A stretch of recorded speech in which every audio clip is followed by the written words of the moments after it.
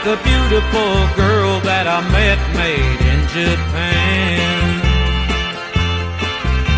The beauty of her face was beyond my wildest dreams. Assalamualaikum warahmatullahi wabarakatuh. Perkenalkan, nama saya Aida Yumna Salsabila. Di sini kita akan membahas materi tentang perkembangan moral dan spiritual dalam perspektif Islam. Yang pertama, kita akan membahas tentang teori moralnya dulu nih terlebih dahulu. Nah, di sini kita akan mengambil pendapat dari beberapa ahli. Salah satunya ada John Piaget. Nah, menurut Piaget ini, perkembangan moral melalui aturan permainan. Karena itu, hakikat moralitas adalah kecenderungan untuk menerima dan menaati sistem peraturan. Nah, yang kedua ada menurut Lawrence Kohlberg, itu adalah orientasinya untuk mengungkapkan moral yang hanya ada dalam pikiran dan yang dibedakan dengan tingkah laku moral dalam arti perbuatan yang nyata. Jadi, semakin tinggi tahap perkembangan moral seseorang, akan semakin terlihat juga moralitas yang lebih mantap dan bertanggung jawab dari perbuatan-perbuatannya. Dan yang terakhir, ada menurut Sigmund Freud. Nah, jadi menurut teori klasik Freud, semua orang mengalami konflik Oedipus. Nah, konflik ini akan menghasilkan pembentukan struktur kepribadian yang dinamakan Freud sebagai superego. Nah, apa sih superego itu? Superego adalah struktur kepribadian yang terdiri atas aspek sosial yang berisikan sistem nilai dan moral yang benar-benar memperhitungkan benar atau salahnya sesuatu. Selanjutnya, kita masuk kepada pembahasan pengertian moral. Nah, moral ini pada hakikatnya adalah penyelesaian konflik antara diri dan diri orang lain, antara hak dan kewajiban. Dengan demikian, orang yang bertindak sesuai dengan moral adalah orang yang mendasarkan tindakannya atas penilaian baik buruknya sesuatu. Nah, karena ini lebih bersifat penalaran, maka perkembangan moral menurut Kohlberg sejalan dengan perkembangan moral. Dengan demikian, orang yang bertindak sesuai dengan moral adalah orang yang mendasarkan tindakannya atas penilaian baik buruknya sesuatu. Karena lebih bersifat penalaran, maka perkembangan moral menurut Kohlberg sejalan dengan perkembangan nalar sebagaimana yang dikemukakan oleh Piaget. Makin tinggi tingkat penalaran seseorang menurut tahap-tahap perkembangan Piaget tersebut, maka semakin tinggi pula tingkatan moralnya. Nah, selanjutnya kita masuk kepada pembahasan tingkat dan tahap perkembangan moral menurut Kohlberg. Nah, yang pertama ada tingkat prakonvensional moralitas. Nah, pada level ini anak mengenal moralitas berdasarkan dampak yang ditimbulkan oleh suatu perbuatan, yaitu menyenangkan atau bisa berupa hadiah, atau menyakitkan, bisa berupa hukuman. Nah, anak tidak melanggar aturan karena takut akan ancaman hukuman dari otoritas.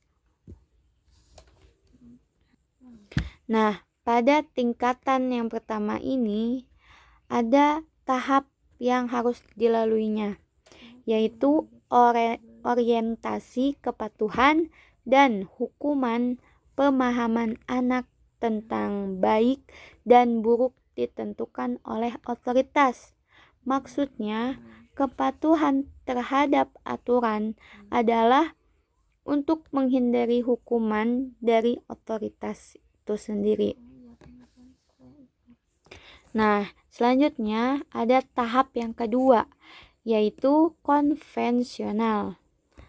Konvensional ini adalah suatu perbuatan dinilai baik oleh anak apabila mematuhi harapan otoritas atau kelompok sebaya.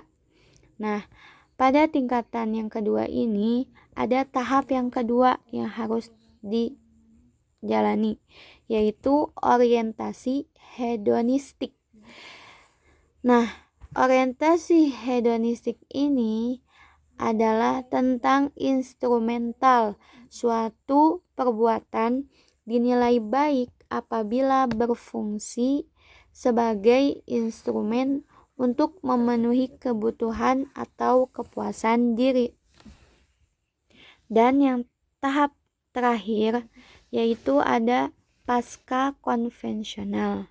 Pada level ini, aturan dan institusi dari masyarakat tidak dipandang sebagai tujuan akhir, akan tetapi diperlukan sebagai subjek.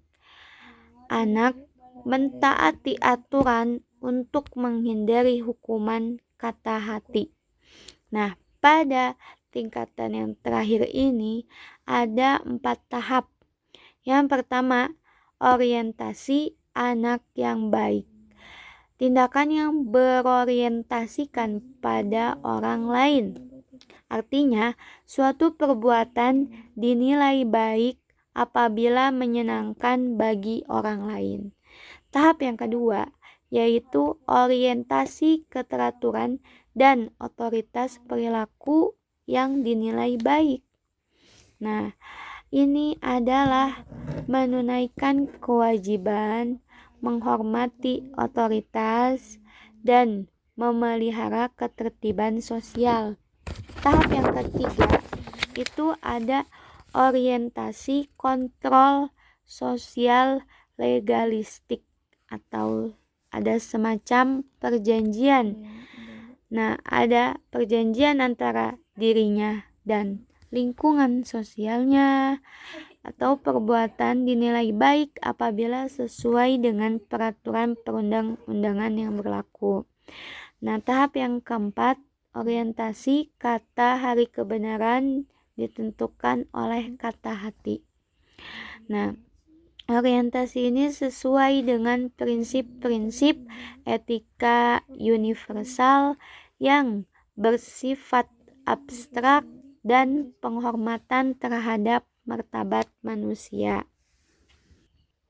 Nah, selanjutnya kita masuk ke dalam pembahasan tahap perkembangan moral menurut Jean Piaget. Nah, yang pertama ada tahap moralitas heterogen. Nah, menurut Jean Piaget, dalam pengamatannya yang dilakukan pada anak di usia 2-7 tahun menunjukkan moralitas heterogen, yaitu tahap pertama dari perkembangan moral. Jadi, anak ini berpikir bahwa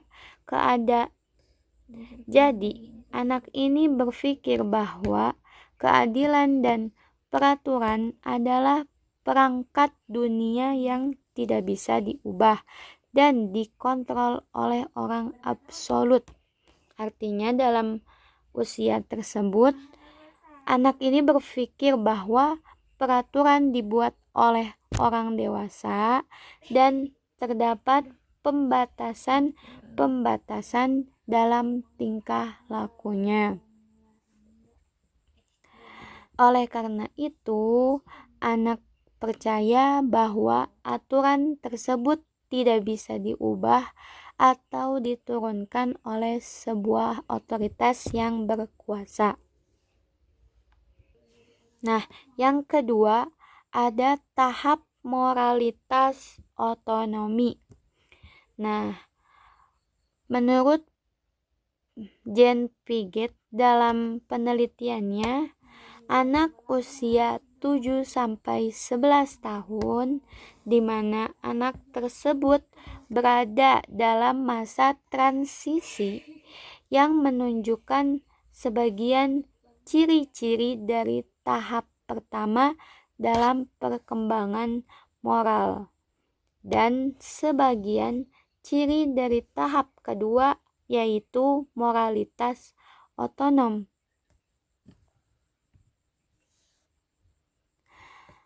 Nah, moralitas anak di usia ini akan muncul dengan adanya kerjasama atau hubungan timbal balik antara anak dengan lingkungan di mana anak berada, serta mulai sadar bahwa peraturan dan hukuman tersebut dibuat oleh manusia. Sehingga Piaget menyadari bahwa dengan adanya anak yang semakin berkembang dalam cara berpikirnya serta cara memahami tentang persoalan-persoalan sosial dan bentuk kerjasamanya yang ada di dalam lingkungan masyarakat. Moral dalam perspektif psikologi pendidikan Islam. Nah, menurut Islam, pertimbangan moral adalah melibatkan persoalan ijtihad yang telah ditentukan dalam syariat Islam. Makna ijtihad secara bahasa berarti mencurahkan kemampuan dalam segala perbuatan. Jadi, moral dalam perspektif Islam bisa diartikan sebagai kemampuan seseorang dalam memilah hak yang hak dan yang batil. Selanjutnya kita masuk kepada materi perkembangan spiritual. Apa sih spiritual itu? Spiritual berasal dari bahasa Inggris yaitu spirituality. Kata dasarnya diambil dari kata spirit yang berarti roh, jiwa, semangat. Spiritual itu menurut Bot, spiritual adalah suatu sikap hidup yang memberi penekanan pada energi, pilihan kreatif, dan kekuatan penuh bagi kehidupan, serta menekankan pada upaya penyatuan diri dengan suatu kekuatan yang lebih besar dari individual. Selanjutnya kita masuk kepada peran guru PAI dalam bimbingan spiritual keagamaan. Yang pertama ada guru agama, itu bertugas mengajar serta mendidik peserta didiknya agar menjadi manusia susila, cakap, dan menjadi warga negara yang demokratis serta bertanggung jawab. Yang kedua, guru agama sebagai seorang dai. Artinya, guru agama bisa memberikan pengarahan positif kepada rekan sejawatnya sehingga pendidikan agama tidak mengalami hambatan. Yang ketiga, guru agama sebagai pembimbing dan penyuluh bagi peserta didiknya. Seperti ketika kita menjadi guru, kita selalu berusaha untuk ketika menjadi guru kita selalu berusaha untuk senantiasa berdoa sebelum belajar. Terus sebelum belajar bisa membaca Quran terlebih dahulu. Nah, yang keempat, ada guru agama harus suatu jabatan yang tidak hanya berlaku ketika bertugas ketika di kelas saja, tetapi gelar dan sebutan itu akan senantiasa melekat di masyarakat sehingga tak dapat dikatakan guru agama adalah seorang yang dianggap ahli agama.